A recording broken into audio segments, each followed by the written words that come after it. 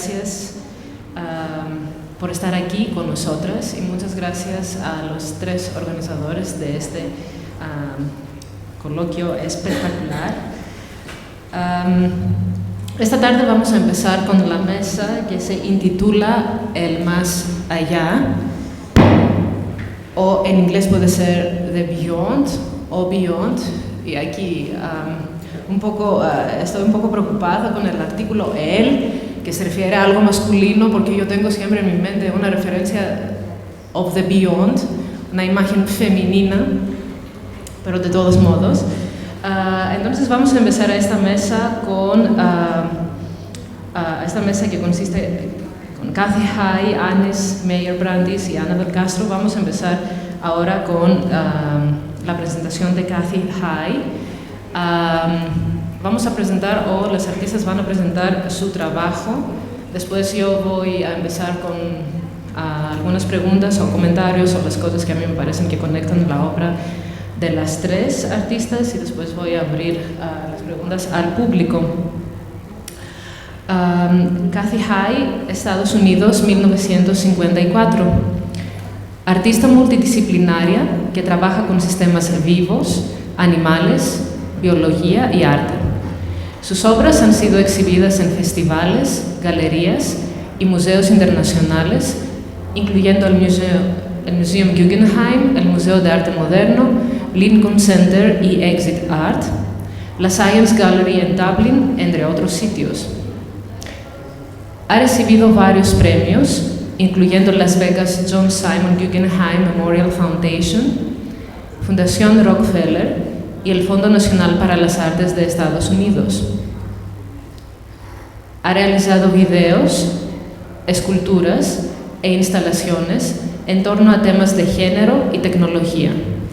Explora temas homosexuales y feministas dentro de las áreas de biociencia, ciencia ficción y estudios animales.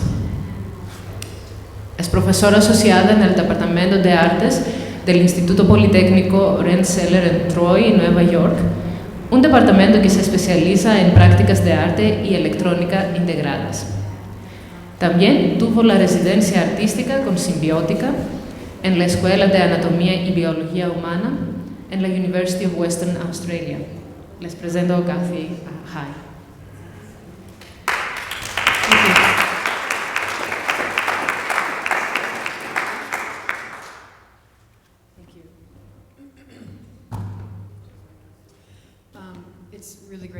Realmente es un placer estar aquí en este festival y formar parte de este panel en forma particular, o sea que es un placer presentarles esta obra. Y yo quisiera hablarles acerca de 4 piezas diferentes. Una de ellas se está mostrando aquí en los estudios Churubusco, y hay otra pieza que también me llevó a esta trayectoria. Mis antecedentes realmente son como cineasta y solamente desde los últimos años he estado trabajando con la ciencia. Voy a leer partes de mi ponencia. Durante los últimos 10 años he estado interesada en trabajar con los sistemas vivos, biología y arte, trabajando con materiales vivos, pues hace que surjan cuestiones éticas y estéticas que no tienen que ver cuando trabajamos con los medios electrónicos. Hemos utilizado esto para podernos comprometer con las ciencias, con la vida y las cosas vivientes. Este trabajo, permítanme considerar la materialidad mucho más que en mi trabajo previo. Esta es la materia física con la cual reaccionamos. Y esto es lo que tiende a veces a distanciarnos. Esto tiene que ver con el abrazar a un animal, por ejemplo, o ver ratas transgénicas, o, por ejemplo, con tomas sanguíneas, cuando el trabajar con este medio es crítico para entender qué tan importante es este fluido vital.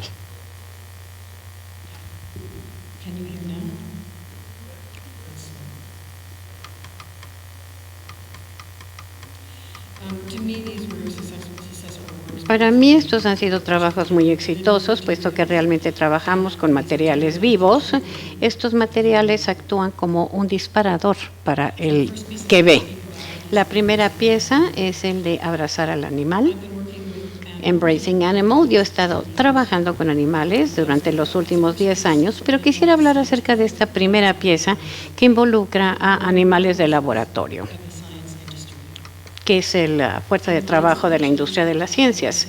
En mi instalación, en el abrazo o al abrazar a los animales, tenían 3 ratas transgénicas de laboratorio que se convirtieron en mis colaboradores. Y esto me interesó mucho, que es colaborar con animales y con otras cosas vivientes. Utilizando estas ratas en particular, las utilicé porque fueron creadas para poder ensayar con los fármacos que van a tratar las patologías de inmunosupresión, que son algunas de las cosas que yo padezco. Aquí tenemos una imagen de una de las ratas. Pierden el pelo, puesto que reciben un reto de autoinmunidad. Eran transgénicas, lo cual significa que se les hizo una infusión con DNA humano, NDA, y esto las enfermó. Fueron hechas así, fueron fabricadas, por decirlo así, y fueron fabricadas para que funcionaran como espejo de las patologías. Ahora ellas están fuera del laboratorio, todas ellas eran hembras viviendo en forma conjunta. Fueron observadas por el público conforme dormían y jugaban y se expandían en este hábitat, haciendo que su situación fuese observada por el público en general. Las 3 ratas vivieron ahí durante 10 meses. Estuvieron en exhibición y la gente podía caminar por ahí y verlas. Más tarde les voy a mostrar su espacio de vida. Esta es una cita de Donna Haraway que es muy importante para mí. Esta es una de las citas que hizo que empezara yo a ver este trabajo y a pensar en este trabajo.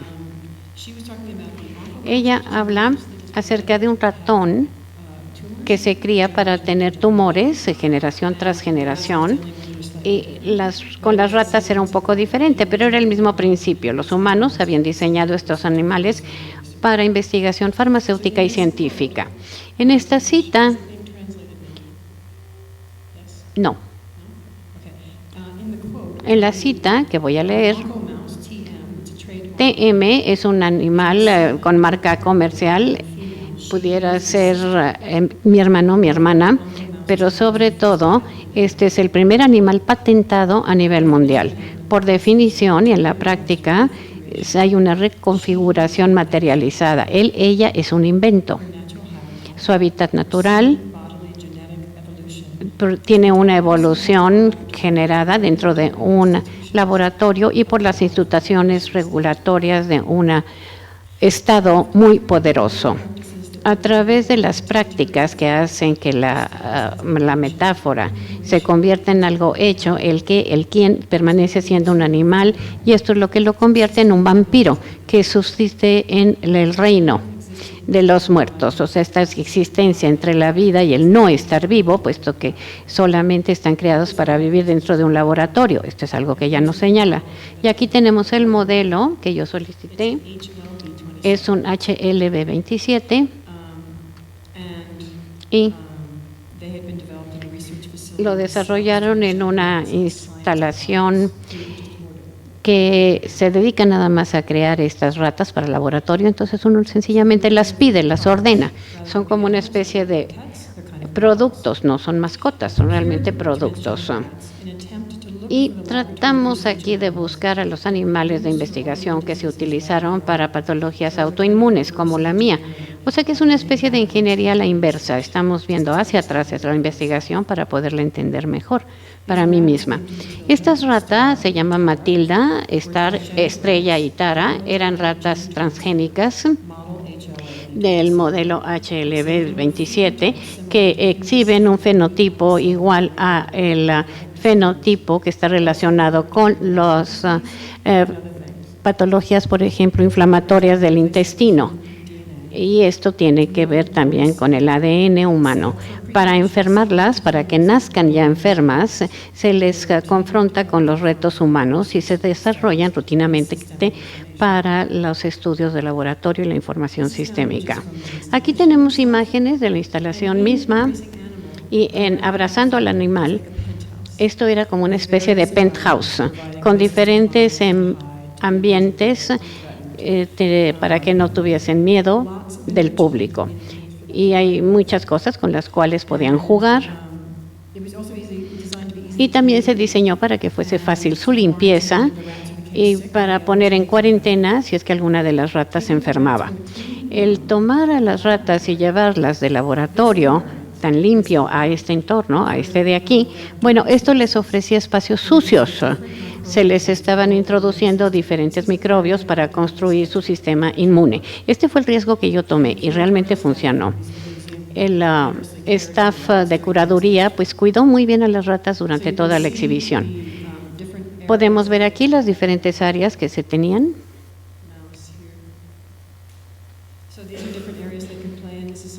Aquí es donde pueden trepar, pueden entrar también a estas especies de cavidades a lo largo de la pared. Pueden subir, pueden escaparse, por decirlo así. La gente las puede ver a través de estos portales. Hubo otra parte de la exhibición que tuvo que ver con películas de archivo y mis propias películas de la gente convirtiéndose en animales y animales convirtiéndose en gente.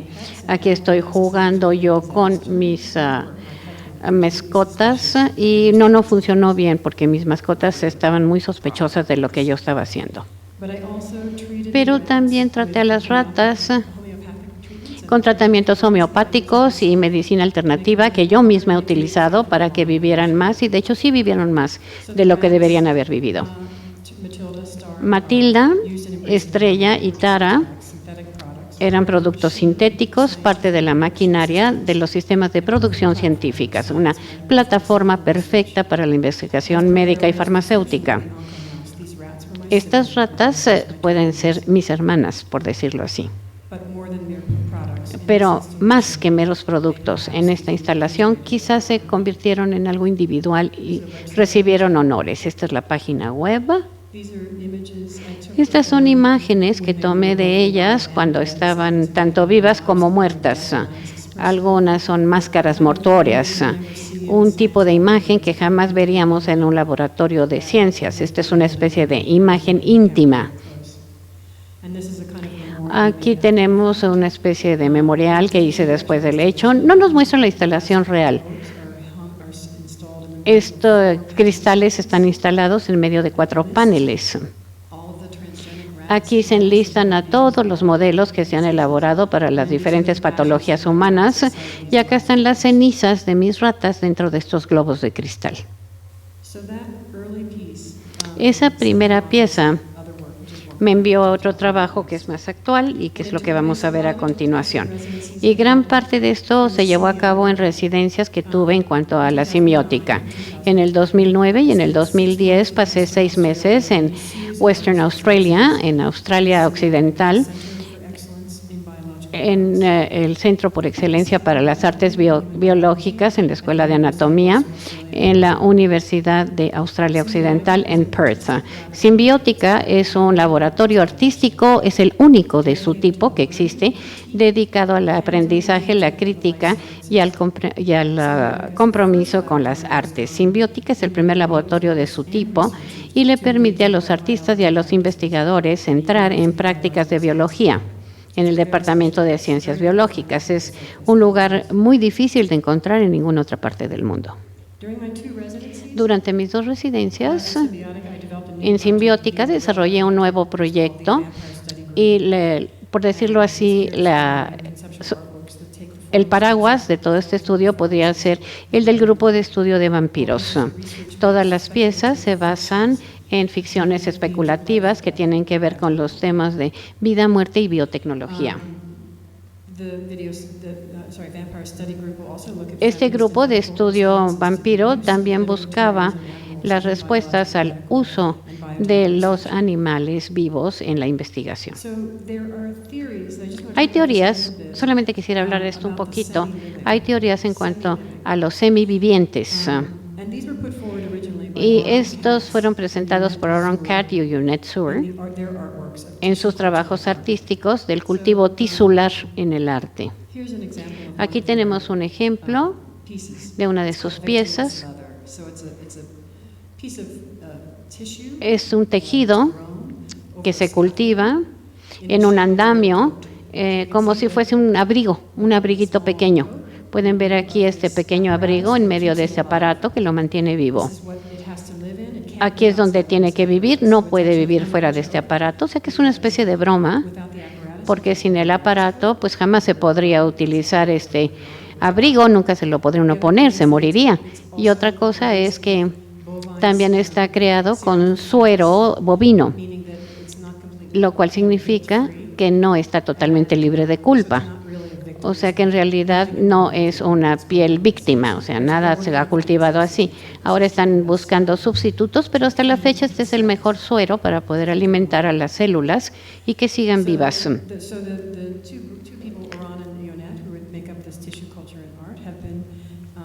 Estos dos artistas han presentado esta teoría de los cultivos tisulares y las consideran como organismos vivos, manipulados y creados en el laboratorio. Son productos secundarios del laboratorio biológico y demandan la atención a una forma de vida separada de su fuente, es decir, del cuerpo. Estos seres semivivos nos cuestionan y el entendimiento de la vida y la ética tras esta existencia. Aquí nuevamente tenemos esta cita de Donna Haraway que ya mencionaba antes. Esta es la última frase de ella, que no voy a repetir otra vez, pero es esta idea del tipo de existencia que me interesa con los animales y con el proyecto al cual me refiero. El hecho de que vivan en un laboratorio y que no puedan salir de ahí. Entonces, ¿qué podemos hacer por ellos? Esta es una pieza que se conoce como rat laughter, la risa de la rata. Está en progreso. Estoy trabajando con un neurocientífico que está haciendo trabajo con éxtasis, no sé cómo le llamen ustedes aquí, pero bueno, es un fármaco que se utiliza para la recreación, el éxtasis. Y aquí estábamos tratando de crear una pista donde se grababa la risa de la rata. Esta risa de la rata es para ver cómo pueden comunicar a través de emisiones ultrasónicas. Aquí se registra en un laboratorio para poder ver si hay una rata contenta y poder hacer un concierto con estos sonidos. De hecho, podemos escuchar algunos de sus ruidos, pero la comunicación que llevan entre sí está más allá de nuestra capacidad de audición, puesto que es ultrasónica. Entonces utilizamos equipo ultrasónico para el registro de la risa. Y para bajar la señal, para poderla escuchar nosotros mismos, la manipulamos y hacemos una especie de concierto de todas estas diferentes risas. Y luego las ponemos para que ellas mismas los escuchen. Aquí tratamos de escuchar una mejor situación para la rata, una vez que escucha esta risa, en oposición a cuando se les niega el alimento y luego se les da el alimento como recompensa. Entonces se les da mejor esto, que es una especie de animación para la rata para que haga ciertas cosas. Esta investigación viene de un científico que ha llevado a cabo una investigación muy seria haciéndoles cosquillas a las ratas. Ya encontró que cuando les hace cosquillas se ríen y producen esta frecuencia ultrasónica a una cierta frecuencia donde parece que nos están dando una especie de risa, muestran su felicidad. Entonces, este es un proyecto continuo, este es otro, que es el que se está presentando aquí, en el estudio. Es un documental en video acerca de la muerte y de los cementerios verdes y los funerales verdes. Esto se hizo en Australia, cuando estaba yo en la residencia, con la colaboración de una artista, Pierre Interlandi, y con Indador. Perdón. Esto es un proyecto de investigación experimental que se hizo entre ellas, permitiéndole que Pierre ensayara su moda para los muertos y un entomólogo que es para poder investigar el decaimiento de la ropa, de la vestimenta de los muertos. Ahora, en Australia no podemos trabajar con seres humanos, nada más los estudiantes lo pueden hacer, y entonces tuvimos que sustituir esto con cerdos. Se utilizaron 21 cerdos para poder hacer la estadística con propósitos científicos, se lavaron, los vistieron, los enterraron y luego lo excavaron cada 50 días para ver cómo se estaba llevando a cabo el decaimiento. O sea, es una pieza muy mórbida, pero realmente es fascinante que esta mujer tan joven, estuviese haciendo este tipo de investigación y que estuviese interesada en los problemas ecológicos, aún siendo ella diseñadora de modas. Para ver qué es lo que pasa con el formaldehído, por ejemplo, cuando se fuga y entra a los cadáveres. Acá tenemos a Pia, eso soy yo con la cámara, Pia con los cerdos vivos, insistió en que los visitáramos antes de que fallecieran. Después se les llevó a la matanza, los llevamos al sitio, ella había sido capacitada en servicios humanos, funerarios para humanos, entonces los trató exactamente igual, los lavó, los vistió, como si fuesen seres humanos. Aquí la está colocando una de sus piezas, es muselina y tiene un bordado sintético que va a permanecer en el cuerpo una vez que entre en decaimiento. De todas formas va a tardar bastante tiempo, o sea, no sabemos realmente cuándo. Este es Ian, este es el científico que estuvo trabajando con ella. Aquí están lavando los cerdos. Aquí están llevando a los cerdos a donde se van a enterrar, al cementerio. Todos se enterraron al mismo tiempo, pero se fueron sacando con intervalos de 50 días, 3 a la vez. Y empezamos a ver cómo empieza la corrupción, el decaimiento. Una de las cosas que es interesante aquí de cualquier trabajo que se hace en simbiótica es que en realidad ellos no creen en matar a los animales, aun cuando a estos sí se les mató. De todos formas hubieran muerto y se hubieran utilizado como alimento para perros. O sea que existe esta política de no matar en simbiótica, donde los artistas tienen que tomar materiales de otros experimentos. Y este es el mismo caso para el trabajo de Pia. Aquí están sus prendas. De hecho, está diseñando otras ahora, pero estas son las que se utilizaron. Ahora están en un ser humano. Esto es antes de que entraran en decaimiento, en deterioro. Acá lo tenemos después del hecho y aquí vemos qué tanto se desgastaron. Aquí lo podemos entender mucho mejor. Y finalmente vamos a hablar de mi último proyecto, que es el que se está llevando a cabo. Y se suponía que era el que les iba a mostrar aquí, a lo mejor podemos regresar más tarde, pero no pudimos encontrar un laboratorio para hacerlo aquí. Este es un proyecto que se llama Las Guerras de Sangre, Blood Wars. Aquí vemos las fronteras del sistema inmunológico. Es una competencia entre los glóbulos blancos y rojos. Se establece un torneo para que los glóbulos blancos y los rojos compitan entre sí y utilizamos aquí una necroscopía de movimiento lento, de cámara lenta. Aquí también vemos en una forma irónica ideas acerca de la superioridad racial, de la competencia interespecie y de dominio. También cuestiona el lenguaje agresivo que se utiliza en las respuestas inmunológicas. Se hacen analogías con la sangre y alianzas tribales. O sea, este es un proyecto de arte y ciencias. Aquí vemos el compromiso de los glóbulos blancos humanos y básicamente este es el proceso. Se toma la sangre de dos personas diferentes, o sea, escogemos a un compañero, alguien con cual querramos luchar y sacamos sangre de ambos. Se lleva al laboratorio y se empieza a trabajar con el protocolo para separar las linfocitos, es decir, los glóbulos blancos. Aquí están algunos de los procesos.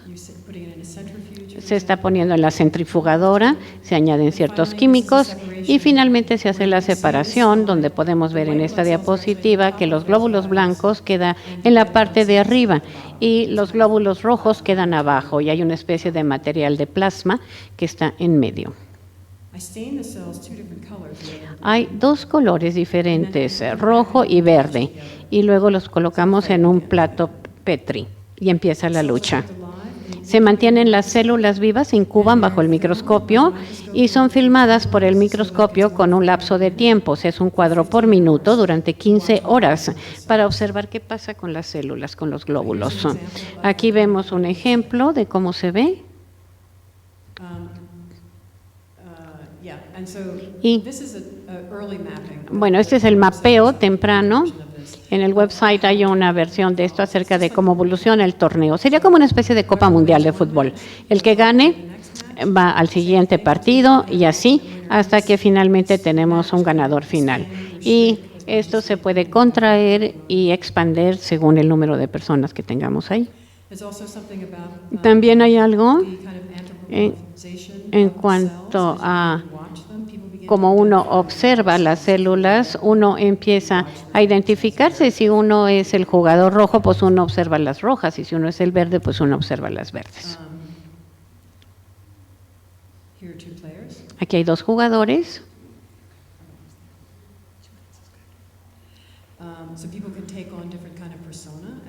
Y podemos luchar uno con otro, nos podemos imaginar. Estoy tratando de obtener fondos para poder crear unas guerras de sangre europeas o latinas. Imagínense cuánta gente iría. Esto es muy antiguo y está basado en un pensamiento muy, muy antiguo cuando consideramos las relaciones de sangre. Las preguntas que me interesan es si estas guerras nos pueden dar una plataforma para un entendimiento actual del significado de la sangre y qué pasa con el funcionamiento fisiológico de los sistemas circulatorios y inmune en estados o en condiciones tanto de salud como de enfermedad, qué es lo que nos heredamos a través de la sangre, qué es lo que implica la sangre, los lazos de sangre, las patologías, qué podemos saber acerca de nosotros, cómo es que las células llevan a cabo el intercambio de fluidos, quién tiene la sangre más fuerte, en fin, estos serían el tipo de preguntas a contestar.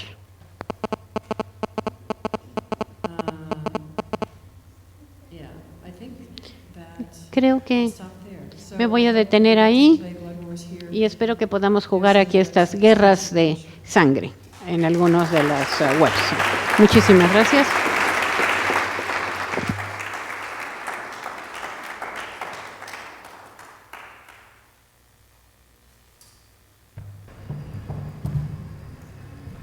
Muchas gracias a Kathy por tu presentación tan interesante y tan sugerente. Ahora pasamos a la presentación de Agnes Meyer-Brandis.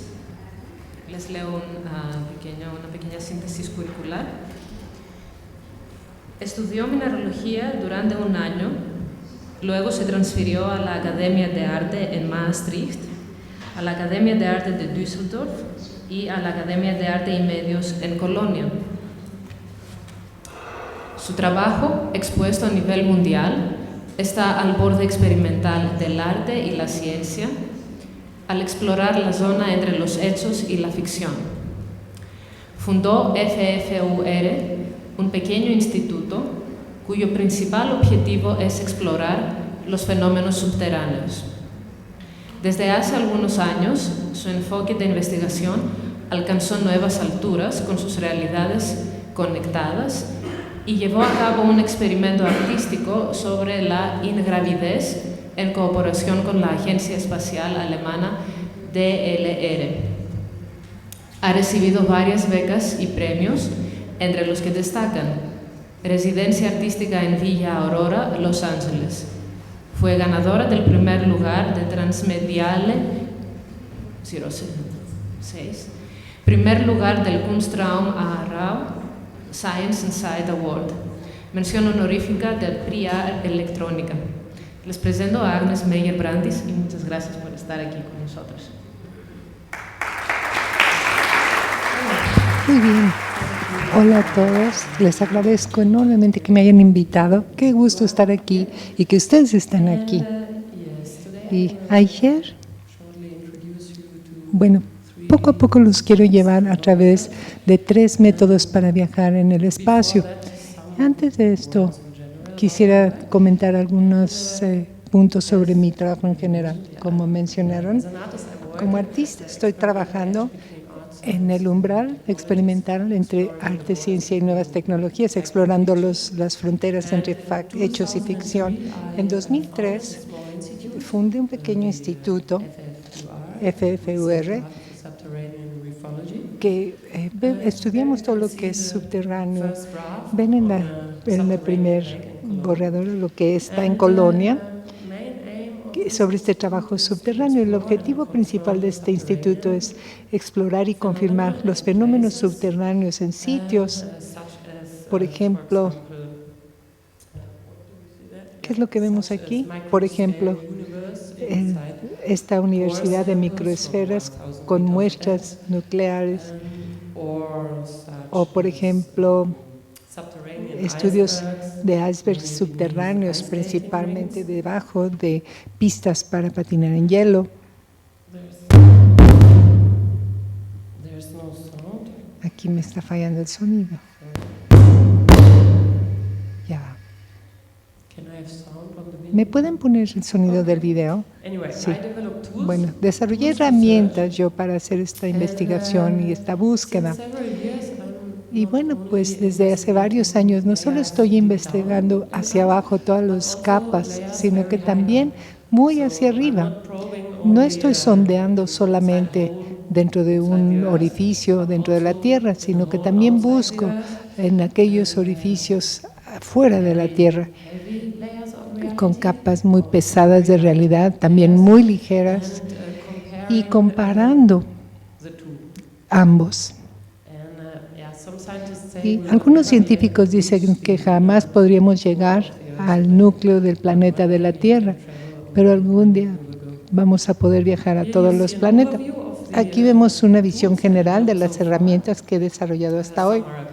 Algunas se aplican dentro de la Tierra, otras fuera de la Tierra, como esa sonda SGMI que está dentro de la Tierra.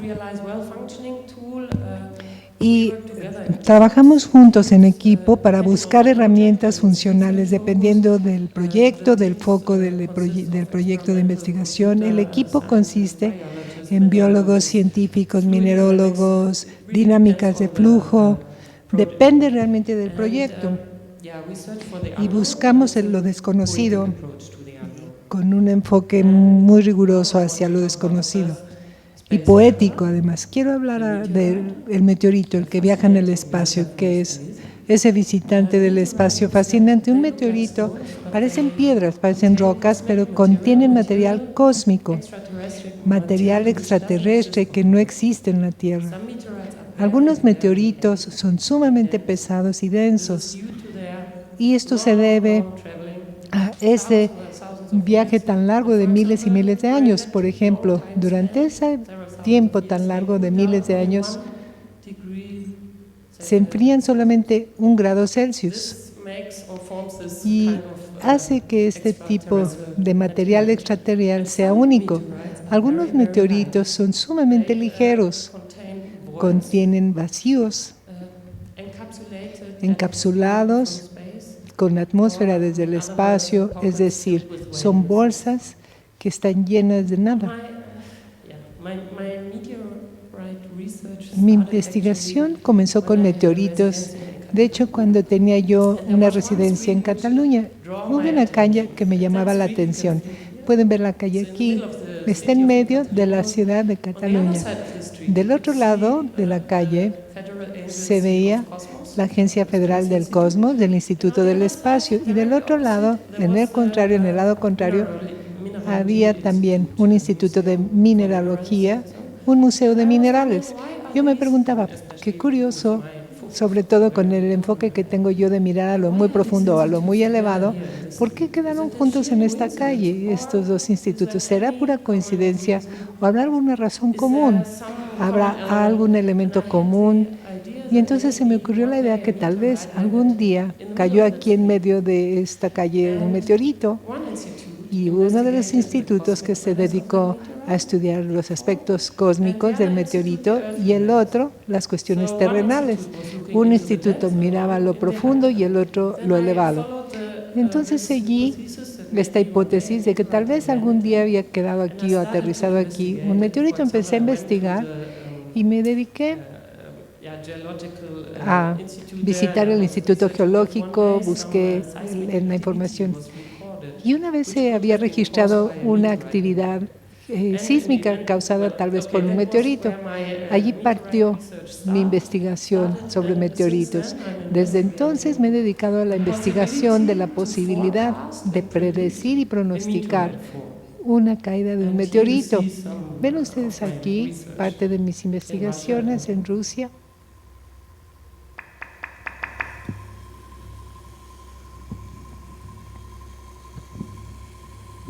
Aquí se está recalculando la trayectoria del meteorito Barringer.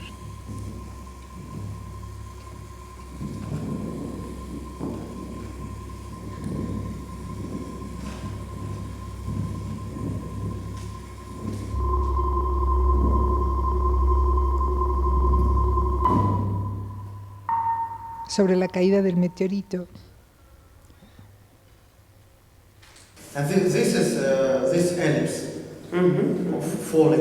Aquí cae el meteorito. Some rays fall and people can see. And se puede ver el ángulo. Trying to understand Y tratamos de entender de dónde, de qué lado entra el cuerpo. ¿Por dónde vino? Detección de meteoritos. Instituto de Geofísica. It's a meteorite detector. Meteorite, yes, it's meteorite detector. Yes, yes. El cálculo de un punto donde hizo contacto algún meteorito posible.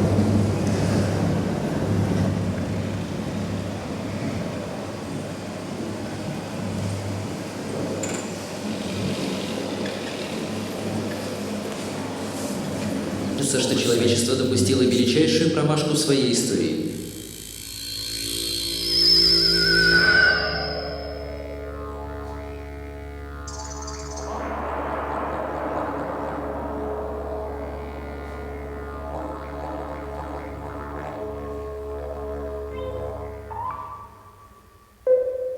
Sobre telescopios espaciales.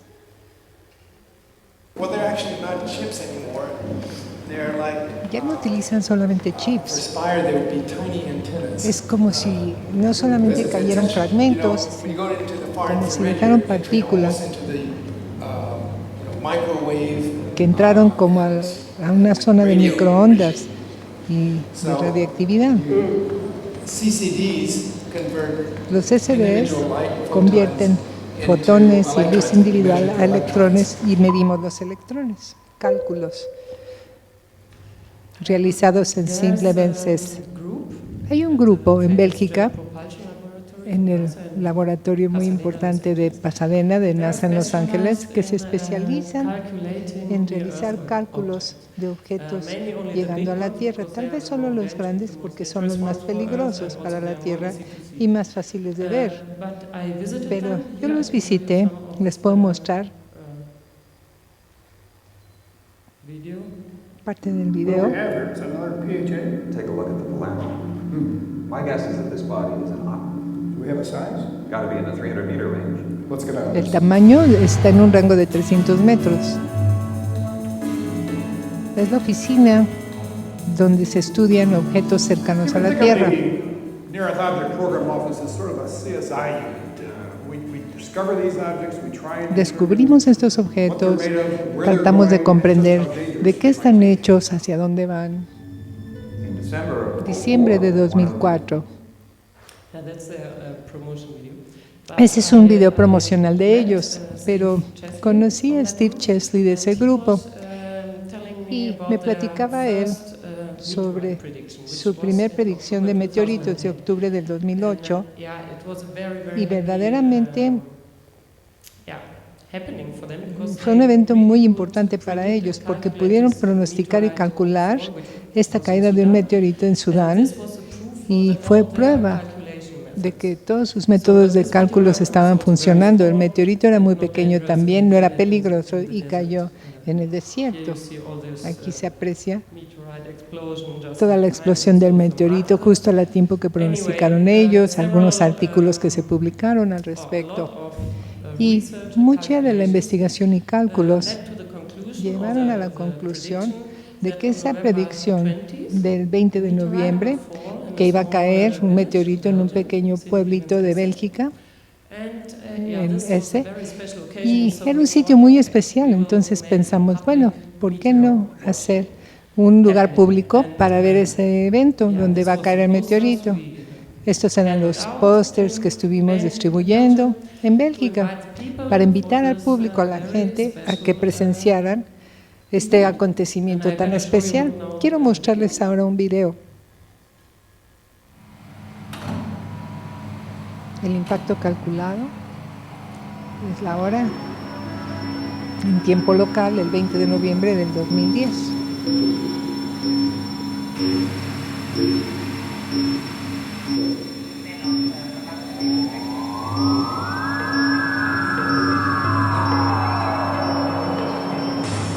Since the birth of the solar system, Earth has been hit by asteroids, large and small. Siempre han estado cerca de la Tierra asteroides grandes y pequeños. Por primera vez, ahora podemos verlos cuando se acercan.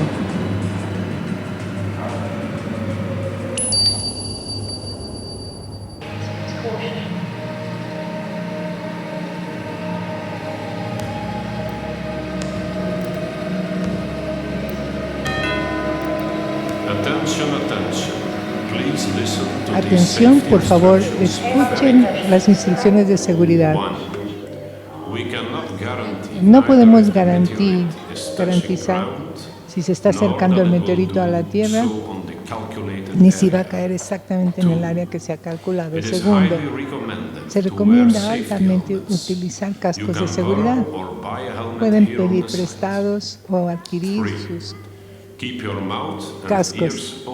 También mantengan ojos y oídos abiertos. No usen tapones, porque así se va a evitar esa presión que puede causar el impacto del meteorito.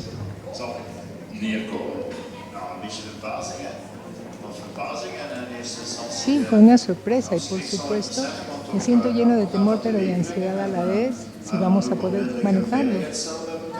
Hay un excelente equipo de seguridad y plan de seguridad. Hay que hablar con el doctor Steven Rubens. Nos ha dado las indicaciones de seguridad. Para su información, se estima que el impacto del meteorito tendrá lugar en 10 minutos.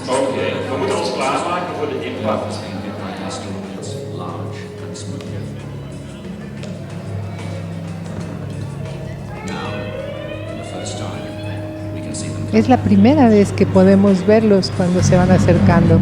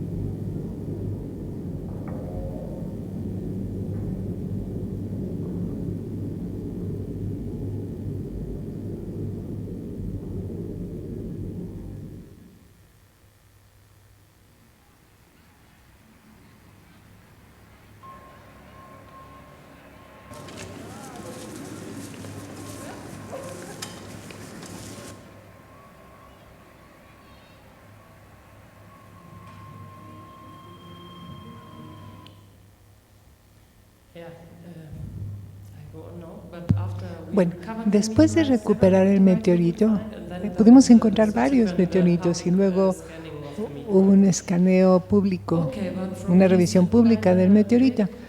Bueno, de estos grandes viajeros espaciales, quisiera yo pasar a aquellos viajeros mínimos que se llaman cloud cores. Son como partículas mínimas que están en el aire, infinitesimales. No son aeronautas, no son astronautas, porque para ser astronauta tendrías que volar más arriba de 100 kilómetros. Entonces esos fueron los primeros aeronautas. Ese núcleo de la nube, que le llamamos así, Cloud Core, es un escaneador que utilizamos para poder observarlos. Uno tendría que mirarlos. Yo tuve un vuelo científico, rodeada de científicos, y en su experimento yo realicé un experimento artístico, investigando estos cloud cores o estas pequeñas nubes infinitesimales.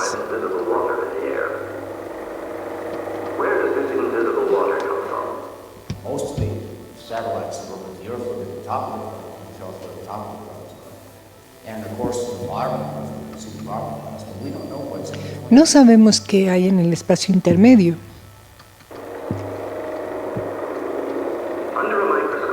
Bajo el microscópico, así es como se ve una de estas nubes infinitesimales. Pero ¿de dónde vienen las pequeñas gotitas de estas nubes infinitesimales? ¿Qué es ese núcleo de una nube? Es la base de la formación de las nubes. El agua en el aire, no importa qué tan húmedo esté o cuánta agua es, hay estas mínimas partículas que se condensan y forman cada gota, y cada gota que se junta van a formar la nube.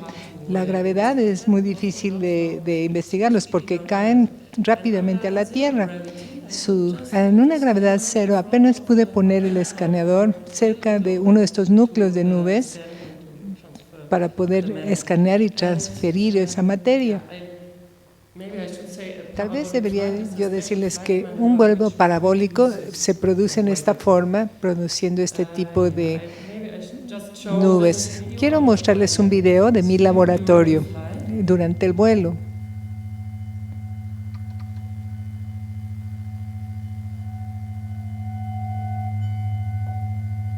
Son esos núcleos de las nubes, esas pequeñas mini partículas infinitesimales.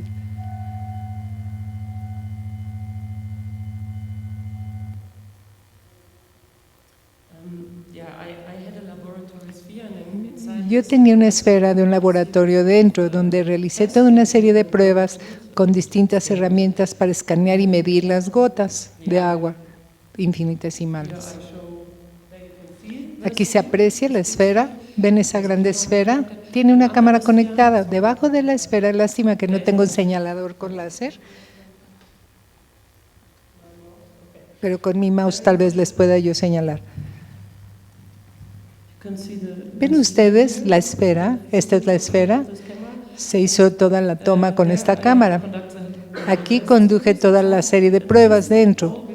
Todo esto corresponde también a mi configuración experimental, que hay toda una visualización, hay equipo que nos permite realizar la visualización. Es muy complejo, por eso no puedo entrar en los detalles para explicárselos, pero cuando uno trabaja desde un avión, todo experimento tiene su propio monitor con su propia producción de control.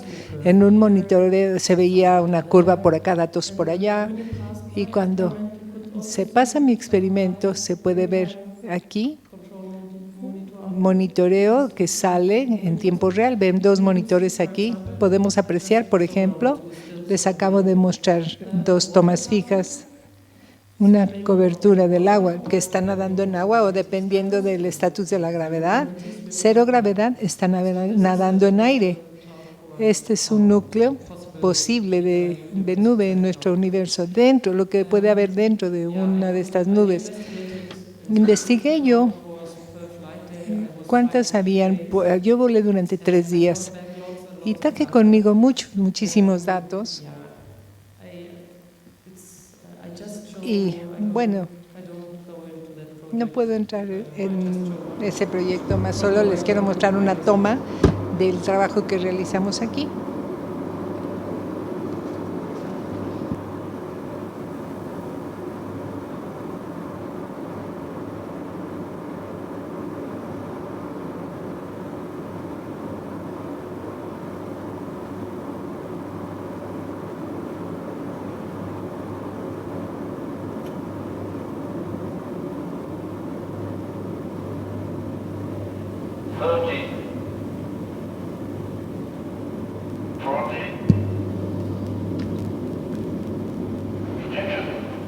Atención.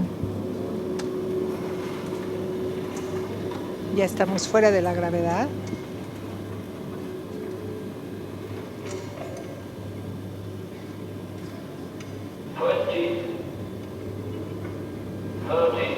Treinta. 12.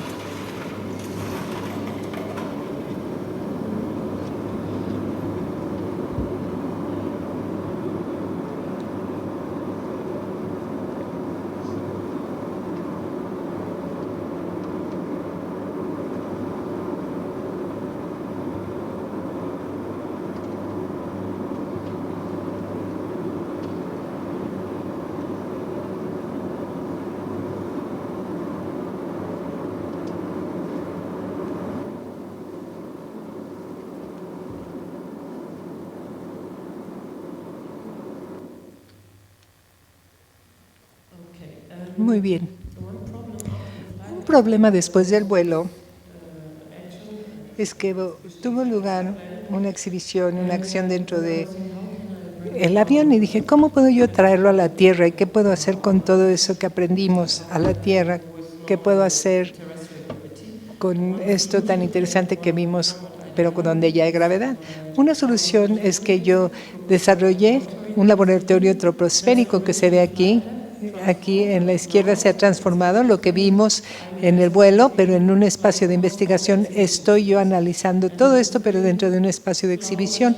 Es una maquinaria muy grande para la nube, donde fabricamos las nubes aquí, las succiona la esfera, luego empieza una especie de aspiradora y en un segundo nos queda una nube dentro. Esto aparece cuando el vacío a través de la máquina se apaga. Cuando se apaga este equipo, aquí les muestro unas imágenes de todas las instalaciones. Hay varios procesos que se están dando simultáneamente, generando imágenes en tiempo real de distintas nubes nucleares en nuestro mundo. Es una máquina que genera estas grandes imágenes como una metáfora. Ven ustedes que se está constantemente escaneando una de estas nubes, un núcleo de estas nubes. Hay mucho que descubrir, pero paso yo al siguiente viajero en el espacio, que es de una mangosta. Es un proyecto, son unos pequeños animales que comen serpientes. Quisiera hacer una pausa porque se me acabó el tiempo.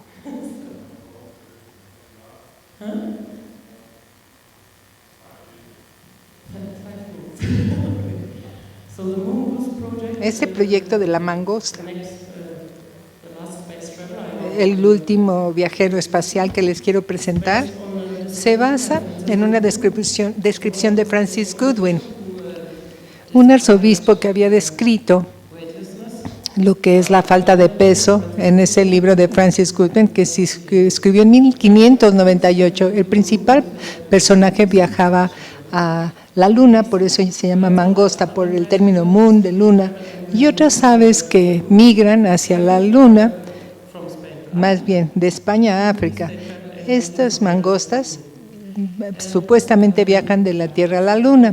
Francis Goodwin fue el primero en describir la sensación de lo que es esa carencia de peso antes de poder definirse la gravedad.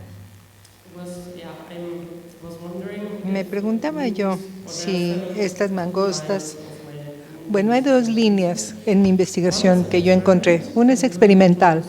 Durante todo el eclipse total solar que tuvo lugar en Siberia en 2008, ahí yo tenía un interés en ver si un fenómeno cósmico como un eclipse total solar influiría de alguna forma esa conducta de el vuelo de las mangostas, si se dirigirían hacia la luna en una formación en vuelo. Entonces conformé todo el espacio con la descripción de Francis Goodwin en Siberia.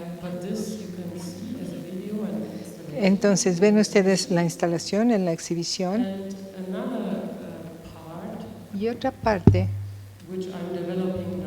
que estoy desarrollando en este momento, porque desde abril Estoy yo criando mis propios gansos de la luna o mangostas. Otro proyecto es esa colonia de gansos de la luna, toda una colonia que empecé yo a criar. 11 ya tengo. Aquí ven el huevo, antes de ponerlos en la incubadora, se les nombran. Este es Yuri. Todos tienen su nombre propio, referencia a personajes importantes en la historia de los vuelos espaciales. Aquí me tienen a mí manejando esos huevos. Aquí queremos ver dónde vemos el corazón, cuál está vivo, cuál huevo no está vivo. Entonces hubo todo un periodo de crianza de 30 días. Después de 30 días aquí es cuando empollan y aquí estamos el equipo. Neil, González, Valentino, Yuri, Pats. Ese es nuestro equipo. Después de unos días, después de que se empollaron, y directamente después de que nacen, comenzamos con la formación o capacitación de astronautas. Se ve, la ve, esa como en la exhibición, es su formación de vuelo. Así se organizan para volar cuando los vemos en el cielo, en forma de V.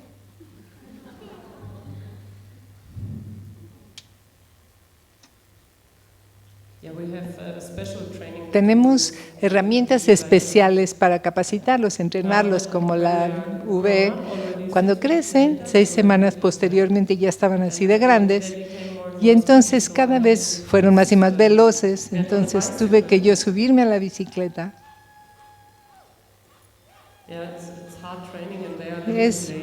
Son un poco perezosos, entonces no está tan fácil entrenarlos.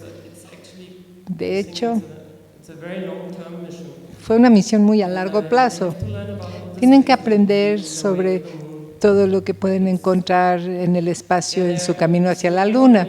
Siguen habiendo muchas dudas abiertas, preguntas abiertas y cosas por aprender. Quisiera yo terminar con esta última imagen, esta toma.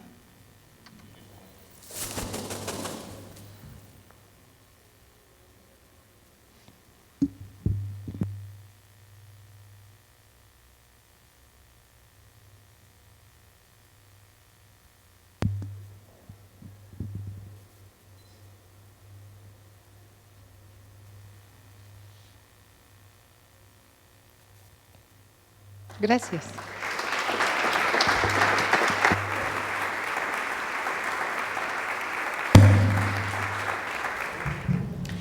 Annabelle es maestra en arte y tecnología por la Universidad Chalmers en Suecia. Ha sido profesora en medios digitales en la UNAM y en la Universidad de Washington, en la que imparte la clase de investigación para la producción en arte digital. Robótica, arte en red y videoedición algorítmica han sido sus principales líneas de investigación. Su trabajo ha sido apoyado por GBEE Fonca y mostrado en espacios como Transmediale en Berlín, Art Tech Media en España y la Bienal CIART de Bolivia, donde obtuvo el premio La Paz. Actualmente cursa el doctorado en arte digital y medios experimentales en la Universidad de Washington. Les presento a Annabelle Castro.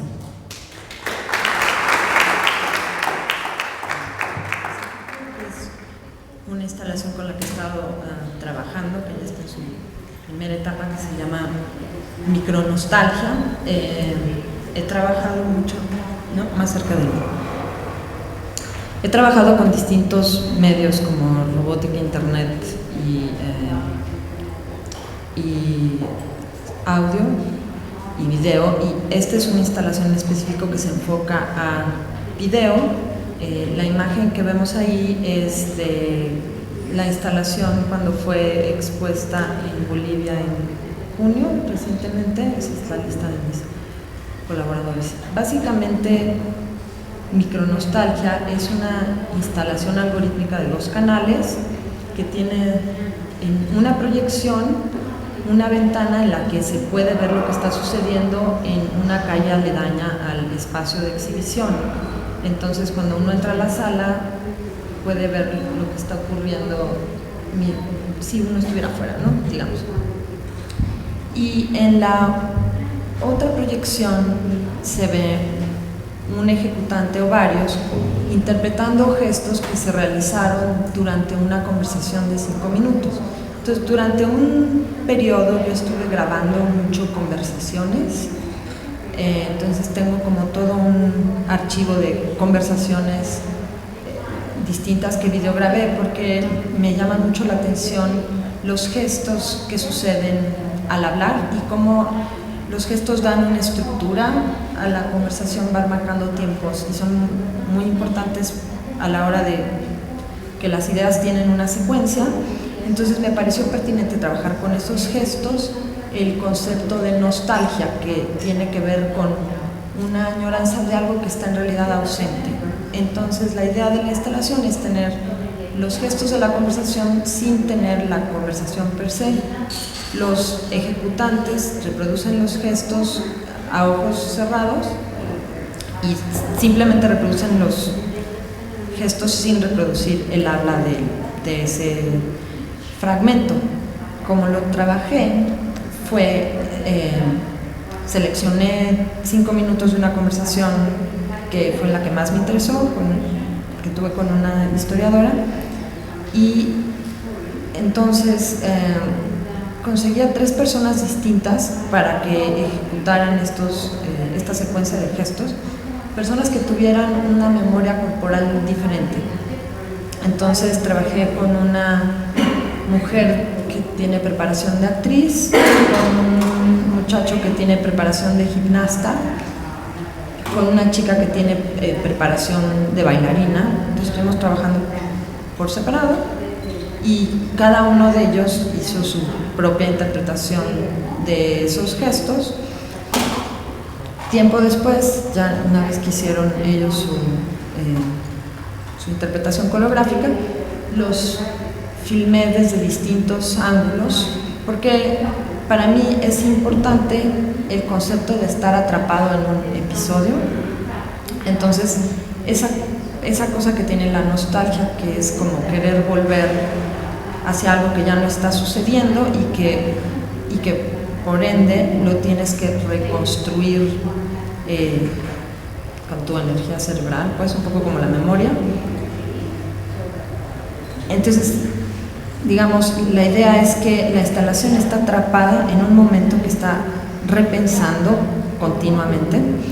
Entonces, por esa razón tengo filmada la ejecución de estos gestos desde distintos ángulos, porque es como volver a pensar de una manera ligeramente diferente el mismo episodio y luego se repiensa de una manera ligeramente diferente por cada ejecutante. La realidad que está sucediendo en la ventana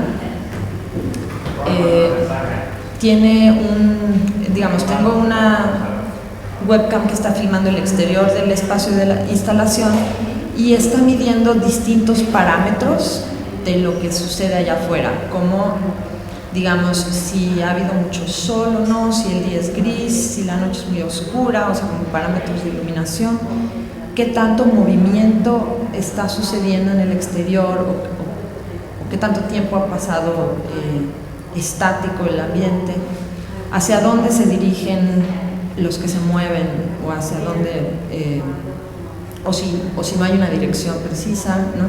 Todos esos son los tipos de valores que estoy midiendo y esos afectan parcialmente las decisiones algorítmicas que deciden cómo se edita el video.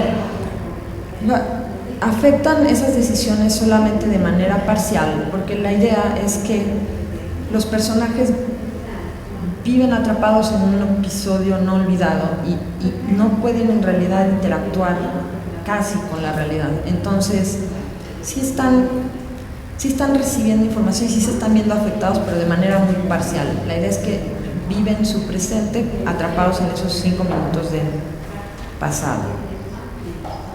Entonces voy a pasar un fragmentito de la instalación.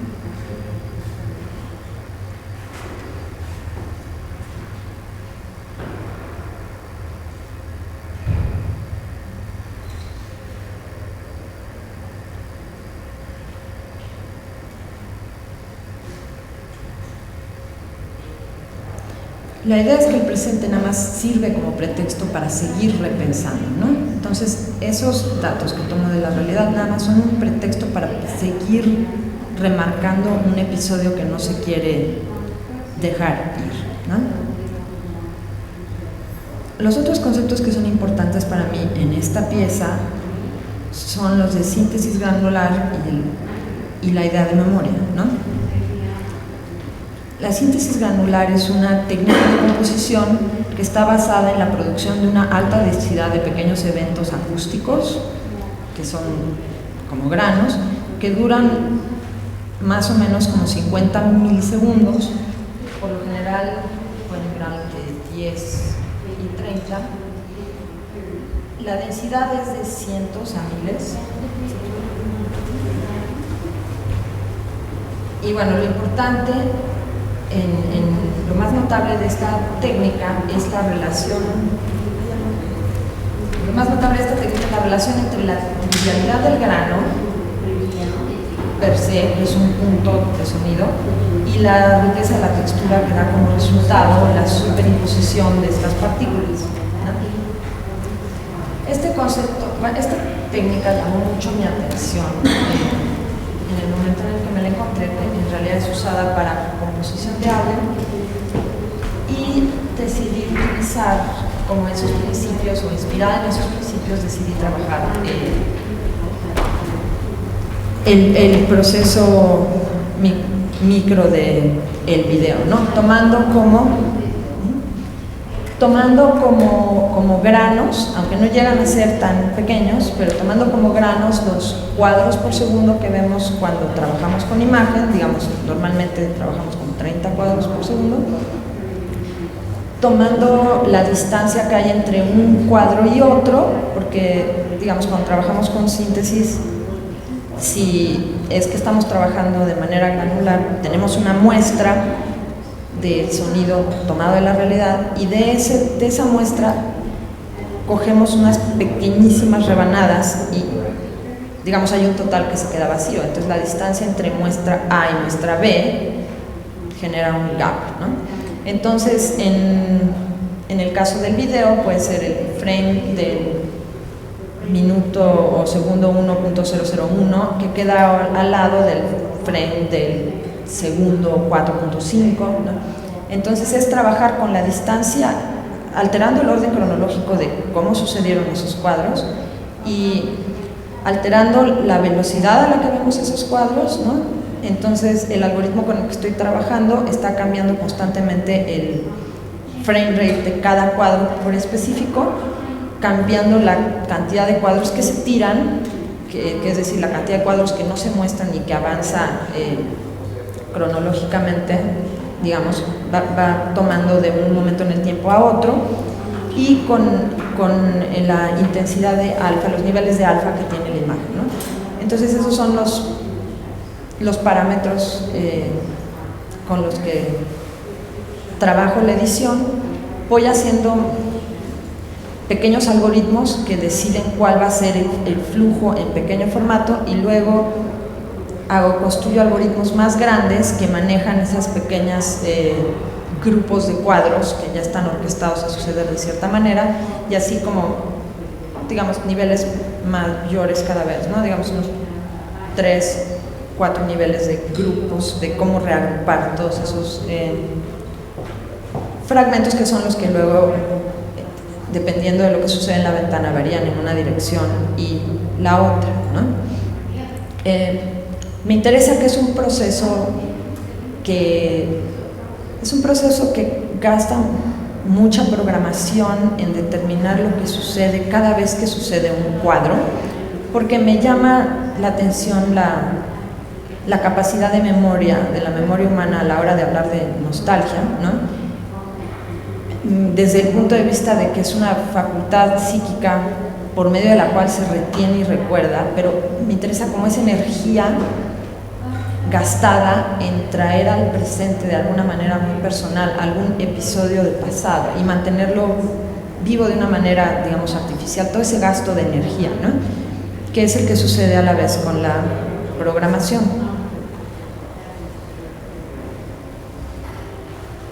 voy a mostrar un fragmento.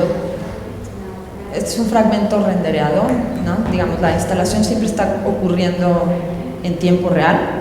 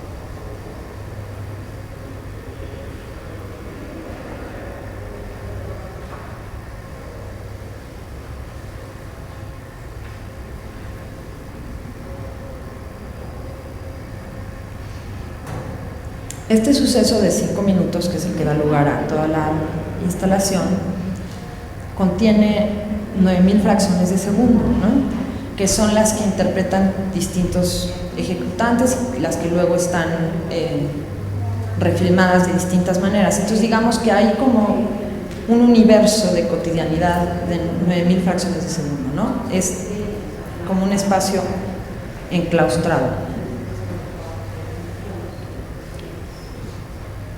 Me llama la atención también, y es un aspecto que me interesa en la instalación con el que trabajo, que es esta distancia que hay entre algo que se ve como secuencia, como un continuo, y esa distancia en la que se rompe el continuo y se empiezan a ver dos imágenes por separado o dos sonidos distintos, ¿no? Ese momento en el que las cosas se funden o no, esa barrera que tiene la percepción de ya no poder distinguir cosas por separado y agrupar en un conglomerado, ¿no? Entonces, ese tipo de bordes están, digamos, pasando de un lado a otro durante el proceso algorítmico que va aventando la imagen al final, ¿no?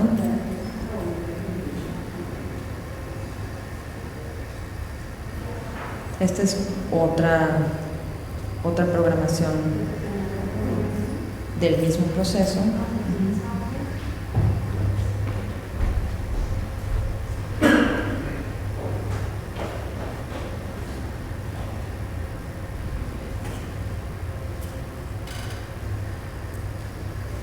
Entonces, digamos, la instalación tiene un stock de video que es el que filmé, y ese implica otro límite del universo, ¿no? Entonces está el límite de los 5 minutos que dieron pie, y luego está el límite de los 3 posibles ejecutantes, y luego está el límite de todo el footage filmado, que es más amplio, pero la temática es siempre la misma, ¿no? Entonces son como distintos niveles de obsesión para una misma cosa, ¿no?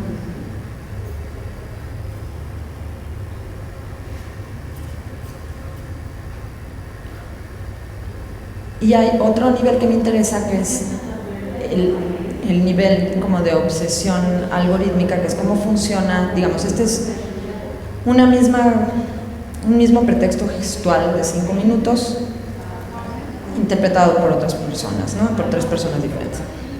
Pero luego una misma interpretación aplicada al mismo stock de video, como puede ser este caso, ¿no? Que es un mismo grupo de decisiones algorítmicas, pero aplicadas a otro personaje. Entonces, hay veces que los personajes tienen distintos algoritmos que los están afectando, pero hay veces que es el mismo algoritmo que se ve diferente porque son otros personajes, ¿no?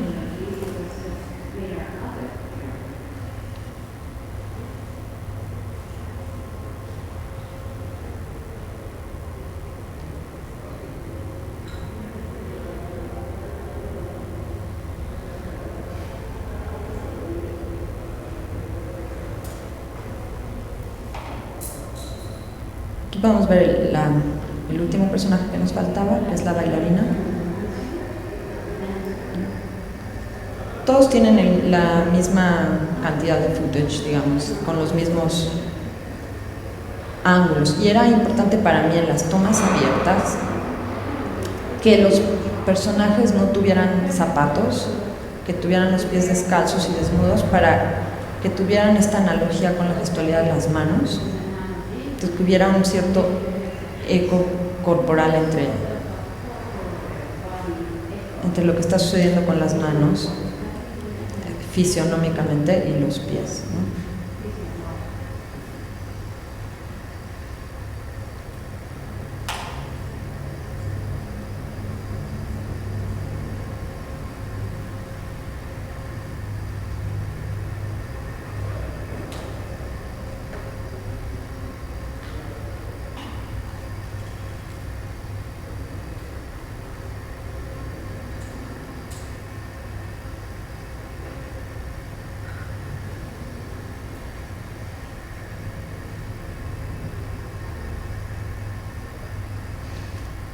En una segunda etapa de esta instalación, que será próximamente, tengo un coreógrafo que va a trabajar con, digamos, ya yo tengo todo el sistema, tengo mis fórmulas y algoritmos, y ahora el coreógrafo con su visión va a hacer una reinterpretación del sistema, ¿no? Como para repensar la misma idea, pero ahora desde un punto de vista coreográfico, y también repensar la idea desde un punto de vista de un compositor de audio, ¿no? Porque como en un principio uno de los elementos fundamentales de la pieza para mí era trabajar con el concepto de síntesis granular, me interesa que un compositor que trabaje con ese proceso, aunque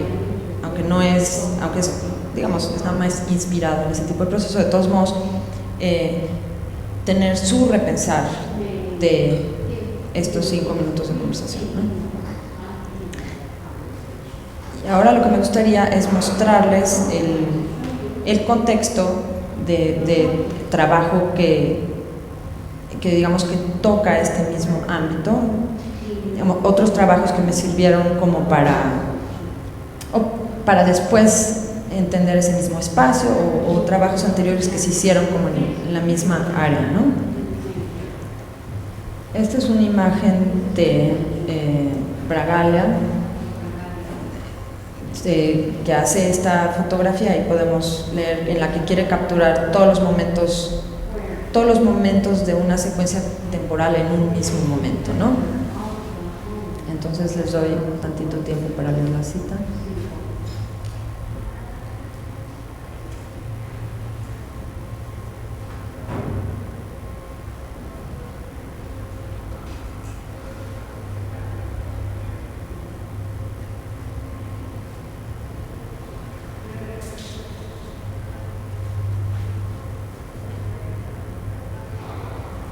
Este trabajo me interesa porque lo que hace es que trae a un mismo momento temporal distintos momentos temporales, digamos. Entonces, bueno, en esa medida altera la cronología de una imagen.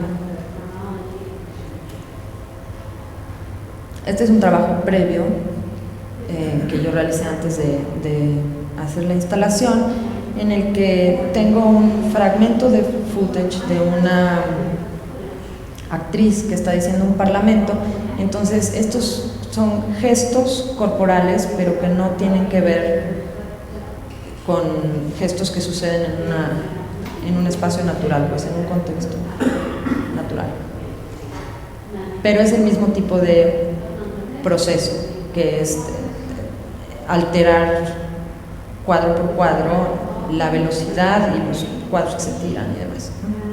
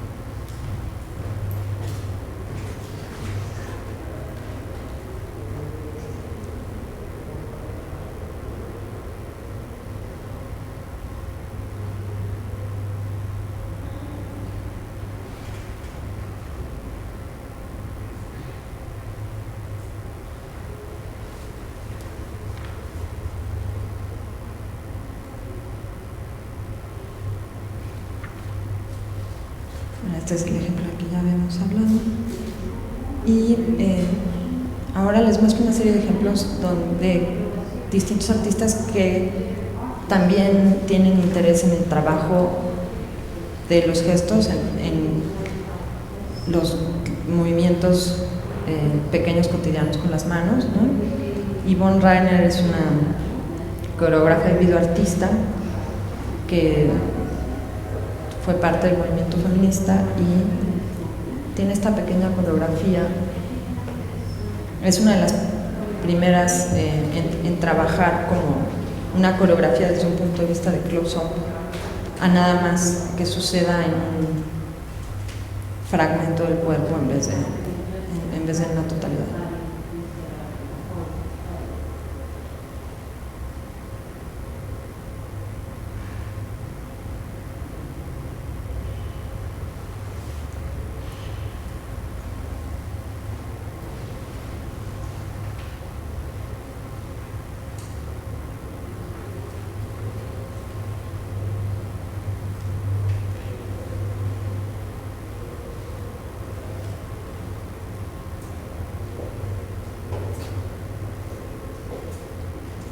Bastante largo.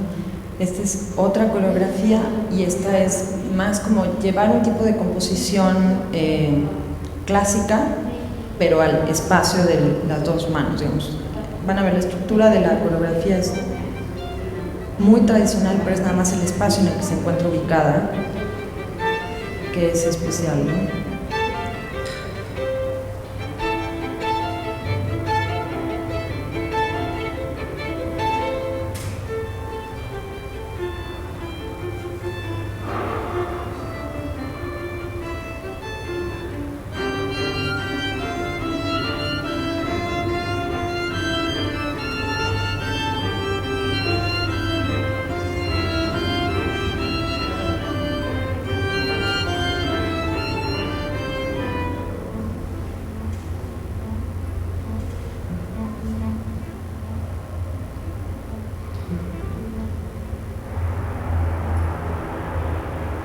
Bueno, esos son dos coreógrafos. Y ahora vamos a ver ejemplos de artistas plásticos. Esta es una pieza que es como acción en realidad, pero sí pone foco al mismo punto que a mí me interesa, del escultor Richard Serra, ¿no? Que trabaja con este gesto específico de la acción de atrapar a alguien.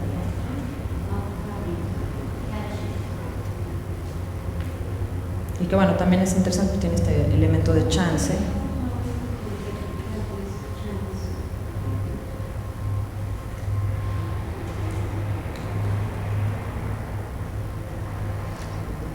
Esta es una pieza interesante porque es de las primeras que yo encuentro, o sea, es la primera en la que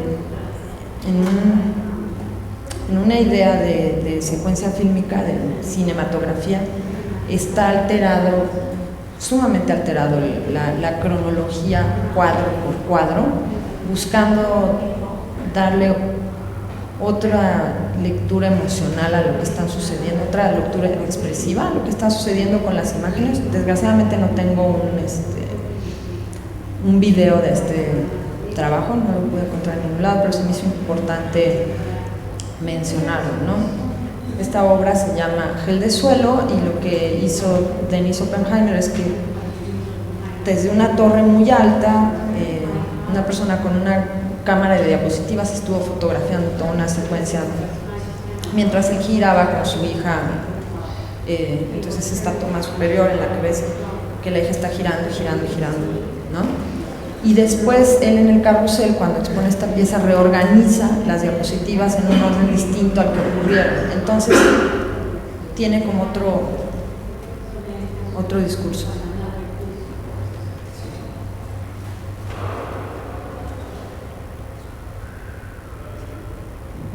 Ok, bueno, eso sería...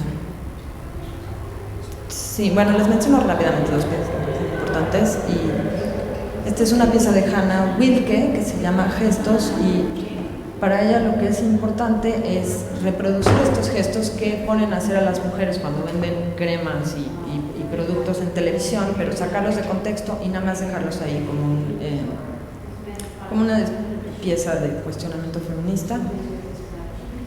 Y por último, tengo este ejemplo de una pieza de Douglas Gordon que se llama 24 Hour Psycho, en la que desarticula totalmente la película al cambiar la velocidad de frame rate y en vez de estar pasando 30 cuadros por segundo, pasa un cuadro cada segundo, haciendo que toda una serie de gestos que vivían escondidos en esta, digamos, toda una serie de episodios que no puede percibir el ojo porque los percibe como un continuo, a la hora que esto se está moviendo una vez por segundo, aparece como un mundo de gestos que estaba ahí escondido.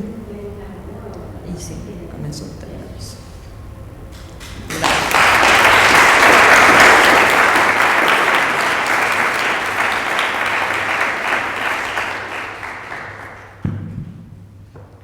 So I think I will start with the title, Más Allá. I don't know which of the three organizers is going to title. Quisiera I don't empezar, know how you no came sé, with it. It's you? no sé, ¿quién dio el título? ¿Tú o quién?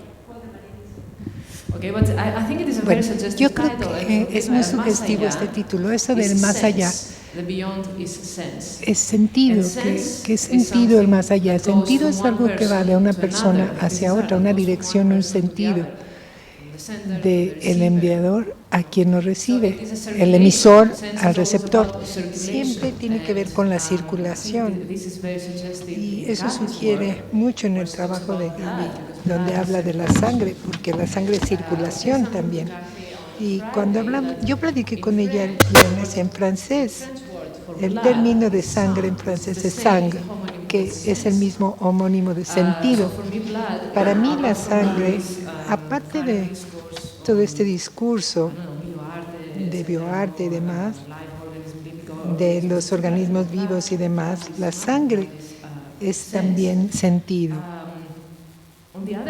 Por otra parte, Agnes en su obra, el sentido básicamente se refiere a este tipo de levedad, de antigravedad, de sentido. Esta levedad significa no solo no pesado, sino luz, ligero, en la tecnología, en el video. En el caso de Anabel, el sentido de la circulación, de todo también de gestos, que sería lo contrario, ¿no? De ese exceso de significado. Significado no siempre es sentido, ni sentido siempre es significado, en el sentido de orientación. Entonces aquí tenemos tres artistas muy distintas, muy distintivas, pero con este eje común de aquel más allá. Yo no sé cómo tratar esto, pero hay como cierta polarización entre la vida y muerte. Si es que hay una polarización, entonces creo que comenzaría primero con Katy. Y quisiera yo preguntarle, para mí este tipo de polarización en la obra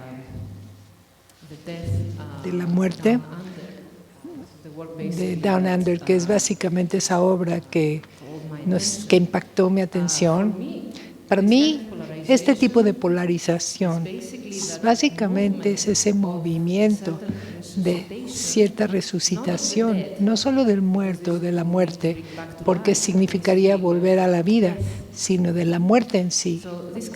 Este tipo de movimiento, este sacar del aire, básicamente es como un cruce, un transporte, un umbral, incluso una transformación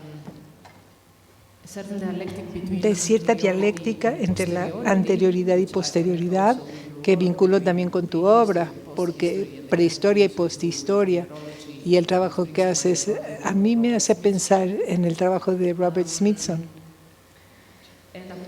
Y me gustaría preguntar un poco, Katy, a ti, que me expliques el título de la primera obra, a la luz de esta polarización entre vida, muerte y resucitación de la muerte. ¿A qué te refieres con abrazar los animales. Abrazar, ¿qué significa aquí? Envolver, en ese sentido de envolver. No capté muy bien la idea de esto, envolver o abrazar del animal. No me queda claro. ¿Nos los explicas, por favor?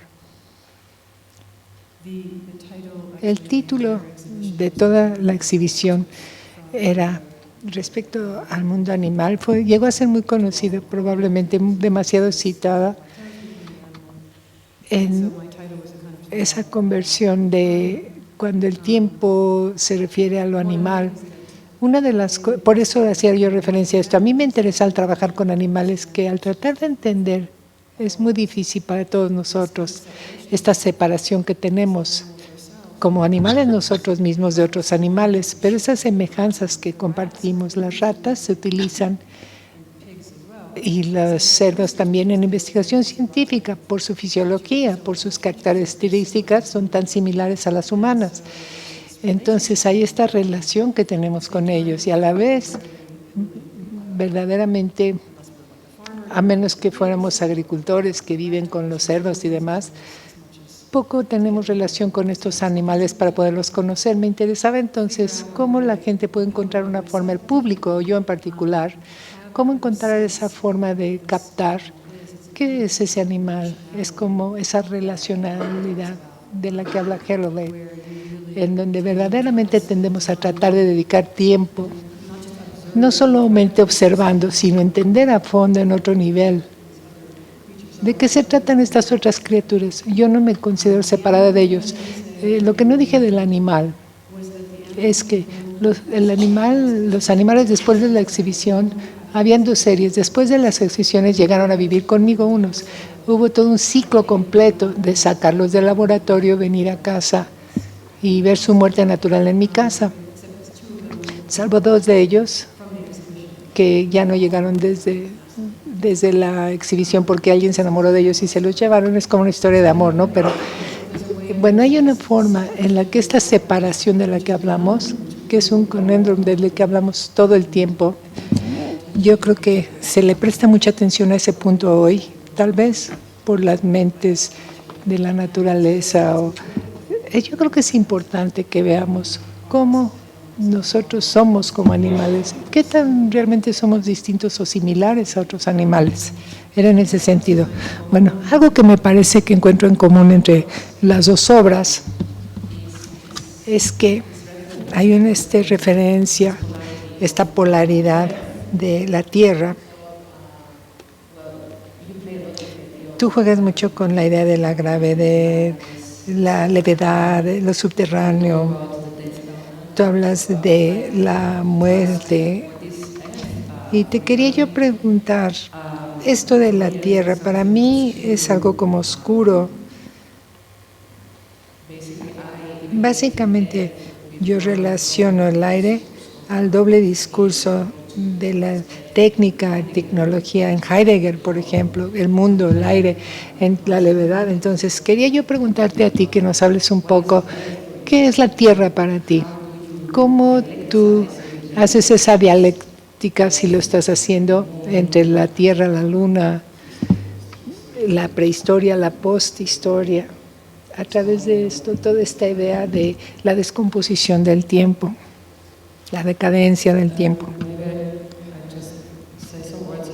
Tal vez podría decir unas palabras sobre cómo empecé yo a investigar lo que es lo subterráneo, estos lugares y fenómenos subterráneos. No fue ni directamente respecto a la Tierra. Primero, en aquel tiempo yo me preguntaba, ¿qué hay debajo de mis pies? ¿Dónde estoy parada? Ese fue el punto de partida para empezar a incursionar en lo subterráneo. En cuanto a la Luna y Tierra, hay muchas teorías que tengo de si la Luna en alguna ocasión fue parte de la Tierra, explotó, ¿qué pasó? Tal vez es al revés. Entonces, hay teorías muy interesantes sobre las que uno pudiera reflexionar.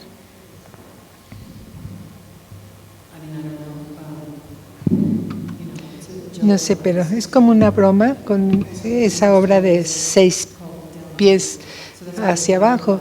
De ahí viene el título de esa obra. muy interesante la Tierra, porque mi interés en la Tierra es por la forma en que este artista, que también era residente en Ciudadtica, estaba tratando de tomar cuerpos hacia la Tierra para nutrir de alguna forma, para regresar, devolver a la Tierra lo que era de ella, como realimentarla. Para mí es una especie de reciclamiento literal. De alguna forma, yo no veo tanta separación cuando pensamos en este proyecto, esa forma de alimentar la tierra, como esa separación entre vida y muerte, es como una sola cosa. Todos morimos y algo nos come, ¿no? Aunque no nos guste. Bueno, yo hablaba anteriormente sobre la circulación, por eso quisiera pasar al trabajo de Anabel. Y al conectarnos, de hecho, directamente con este juego dialéctico entre la levedad y la gravedad, de hecho, vi una parte de Liz Alcera que era el punto gravitacional, ese jalamiento que nos hace la entropía. En los 60 había este tipo de discurso. Quiero hacerte dos preguntas. Primero,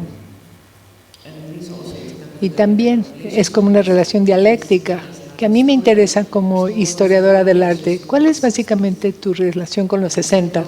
Segundo, te quisiera preguntar, no sé si te conectas o no, pero hablaba yo de la circulación, en cierto sentido, la circulación al pasar de una persona a otra. Entonces, como hablaste del hecho, de los gestos, de esta comunicación, ¿qué es para ti? ¿Cómo relacionas esto con los 60, con la idea de la comunicación que había en los 60, básicamente, que se había introducido muy explícitamente en conceptos de arte cuando se hablaba del lenguaje? Bueno, lo que para mí es muy importante en cuanto a gestos, que tiene que ver con la historia del arte, tiene más que ver con la forma en que las feministas adoptaron lo cotidiano, introduciéndolo, porque ellas fueron las que empezaron a vivir en ese ámbito de lo que es la igualdad, empezaron a jugar con su propio espacio, el espacio que cobraron, que se merecían. En la escena del arte empezaron a elegir este mundo de gestos y características que viene de lo cotidiano, donde se veían atrapadas. Entonces eso es algo que a mí me pareció muy importante cuando trabajo con gestos. Y este es otro momento probablemente. Este es como estar atrapado en el momento, en un momento que no tiene nada que ver con ese movimiento de liberación, pero de ahí está el vínculo, esa es la conexión. ¿Cuál era tu segunda pregunta? ¿Cuál es tu relación con los 60? Porque al pasar diapositivas de los 60 me llamó la atención, ese es mi especialidad, me he especializado en eso, entonces quería preguntarte por eso. Desde el punto de vista del artista, yo sé para mí qué significa. Los 60 básicamente representan, no es una historia terminada, sino que es algo continuo, que básicamente para mí en arte contemporáneo hay un acceso, es una puerta, es el acceso a los 60 de algo que aún no ha terminado, que es un continuo. Básicamente por curiosidad, ¿cómo tú como artistas abordas esta cuestión? Yo conozco los problemas en la historia del arte, era una duda personal, como historiadora del arte, preguntando lo mismo a un artista. Como yo empecé a hacer investigaciones sobre lo que es trabajar al nivel micro, con la secuencia de imágenes, ese es el punto donde yo encontré lo más interesante para mí. Y tengo esta fijación de siempre contextualizar lo que hago. Entonces, tal vez no lo necesitábamos tanto, pero todas estas formas no sabemos cómo van a funcionar al final. Entonces, a mí me gusta a la gente que tal vez ignora el contexto de donde vienen las cosas para poder situarlos. Eso es algo que a mí me es muy importante, a mí. Y luego también mirar esos momentos donde hay mucha reflexión sobre la tecnología y cómo la tecnología nos afecta, pero a un nivel muy primitivo. A mí me gusta irme hacia atrás a esas cuestiones, a esas preguntas. La pregunta está abierta a todas. Para Katy, cualquiera de ustedes que quisiera comentar. Entonces, la otra pregunta que yo tenía para ti, nuevamente sobre ese título de micronostalgia. ¿Cómo surgió este título de micronostalgia? ¿A qué se refiere la nostalgia? ¿Y a qué se refiere lo micro? No es un como exceso de significado porque tiene que ver con el artista siempre ser perceptible sobre ser perceptivo de lo micro. La nostalgia se refiere a algo, cierto deseo que quedó insatisfecho. Me conecto un poco con eso en un análisis posterior, pero a lo mejor estoy totalmente equivocada. El término micro es porque hay una obsesión que para mí funciona a nivel micro. La partícula más pequeña sería el encuadre, entonces por eso le llamo micro. Y porque alude a estar obsesionado con lo que realmente no es que uno tenga que estar obsesionado con algo de 10 cuadros o de 100 cuadros, sino más bien una metáfora de estar obsesionado sin salir de un espacio mínimo, muy pequeño, donde uno está atrapado. Esa es una sensación que no requiere de una gran razón para hacer. Es solamente esa imagen, ese impedimento de avanzar, que puede ser realmente algo mínimo. A eso me refería yo. Eso quería destacar yo.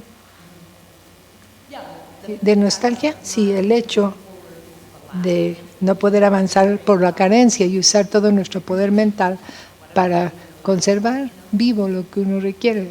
Aquello que uno quiere es estar continuamente recordando. Lo micro también yo lo veo en tu obra, con las células, los glóbulos rojos y blancos. Entonces, todo esto de la tecnología, ¿qué tiene que ver con esto micro? ¿Quisieras comentar? ¿Cómo la tecnología entra en esta investigación artística de lo micro, los subterráneos, sonidos o todo lo que hemos estado viendo? Así muy brevemente, para mí lo micro, lo muy pequeño, es grande, es infinito. Es donde algo empieza es lo contrario de pequeño, es enorme. Muy bien dicho. Me supongo que otra cosa es que podemos ver todos estos mundos al observar estas células, estos glóbulos tan pequeños. Esperamos que peleen, por ejemplo, cuando hay una infección. Y a veces hasta hacer amor y hacer el amor, porque de pronto hay dos personas que no se conocen, cuyas células son totalmente compatibles en un plato de Petri.